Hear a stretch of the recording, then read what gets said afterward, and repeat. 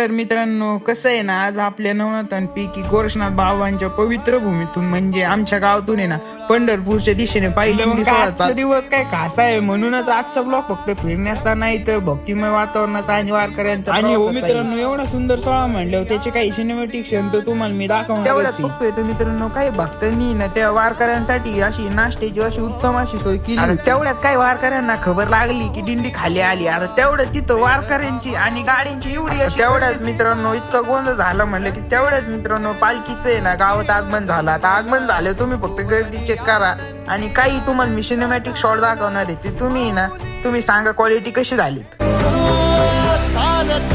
तुझी वाट रात्रंदिनी घेतला पावला दिवसा काळ घोषातून साध येते तुझी धावते वैष्णवाला दिशा.